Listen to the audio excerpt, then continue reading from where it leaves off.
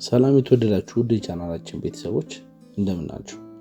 ከትክክለኛው ሰው ጋር ለመሆን የሚያሳዩ 7 ምልክቶች። አንዳንድ ጊዜ በአንድ ግንኙነት ውስጥ ከሁሉ የሚከብደው ጥያቄ ይህን ሰው ወደዋለሁ የሚለው አይደለም። ይልቁንም ይህን ሰው ሕይወቴን አብሬው ልገነባ የሚገባ ሰው ነው የሚለው ነው። ፍቅር ከፍተኛ ድምፅ ሊኖረው ይችላል። ፍቅር በጣም ኃይለኛ ሊሆን ይችላል። ነገር ግን ትክክለኛው ፍቅር ብዙ ጊዜ ዝምተኛ፣ ጽኑና ጥልቅ ረፍትን የሚሰጥ ነው።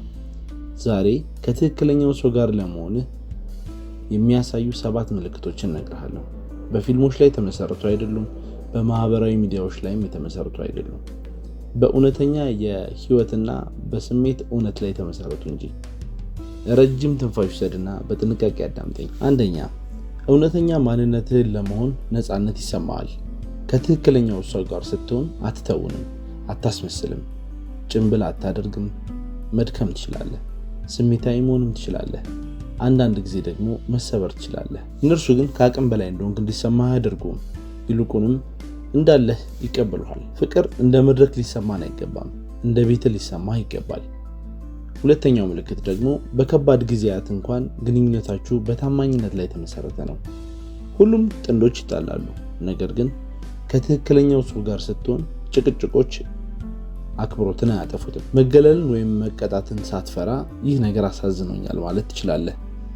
ትክክለኛው አጋር የሚያዳምጠው ለመረዳት እንጂ ለማሸነፍ አይደለም። ይህን በማድረግህ አይዘጉህም፣ አይጠፉም። በውይይት ውስጥም አብረው ይቆያሉ። ይህ የስሜት ብስለትን ነው የሚያሳየው እና እንዲህ አይነት ሰው ማግኘት እጅግ ብርቅ ነው። 3ኛው ምልክት ደግሞ ለምቾትህ ብቻ አይደለም፣ ለእድገትህ ድጋፍ ይሆናሉ። የማይመጥን ሰው የሚወድህ ባለህበት ሁኔታ እስካለህ ብቻ ነው። ትክክለኛው ሰው ግን ለእድገትህ ያበረታታል። አንተ ስትሻሻል ስጋት አይገባቸውም። ከአንተ ጋር አይፎካከሩም። ስትለወጥም ማየት ይፈልጋሉ። አንዳንድ ጊዜ አንተ ራስህን ለመግፋት በፈራህበት ወቅት እንኳን እነሱ ይገፋፈዋል። እውነተኛ ፍቅር አያጠብህም፣ ያሰፋዋል እንጂ።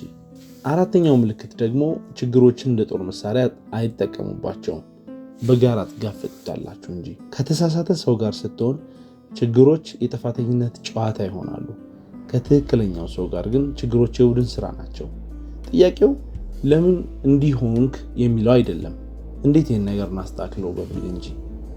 ድክመትህን እንደ ጦር መሳሪያ አይጠቀሙበትም። አንተን ለማጥቃት ብቻ የድሮ ስህተቶችን አያነሱም። ከጭቅጭቅ ይልቅ መፍትሄን ይመርጣሉ። 5ኛው ባህሪያቸው ደግሞ ባህሪያችሁ ባይመሳሰል እንኳን እሴቶቻችሁ ይጣጣማሉ። ተመሳሳይ ሰው መሆን አይጠበቅባችሁም፣ ነገር ግን በተመሳሳይ መሰረት ላይ ማመን አለባችሁ። በአክብሮት፣ በእምነት፣ በታማኝነት ላይ ማለት ነው። እሴቶች ሲጣጣሙ አለመግባባቶች ግንኙነቱን አይሰብሩትም። ነገር ግን እሴቶቻችሁ የማይገጥሙ ከሆነ ፍቅር ቀስ በቀስ ወደ ስቃይ ይቀየራል። ወደ ሌላኛው ደግሞ ምልክት ስናልፍ ሁልጊዜ የሚረብሽ ጥርጣሬ አይደለም፣ ሰላም ይሰማል። ፍቅር በየቀኑ እንደ ጭንቀት ሊሰማ አይገባም።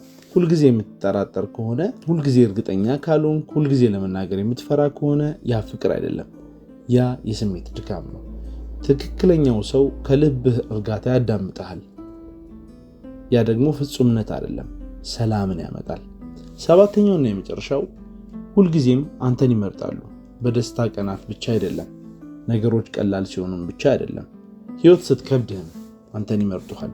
ስሜቶችህ ሲዘበራረቁ ጥረት በሚያስፈልግበት ጊዜ አይጠፉም። እንድትለምን አያደርጉም፣ አብረው ይቆያሉ። በመጨረሻም በዚህ ቪዲዮ ውስጥ ራስህን ካየህ እና ግንኙነትህ እነዚህ ምልክቶች የሚንጸባረቅበት ከሆነ ጠብቀው፣ ተንከባከበው፣ አመስግንበት።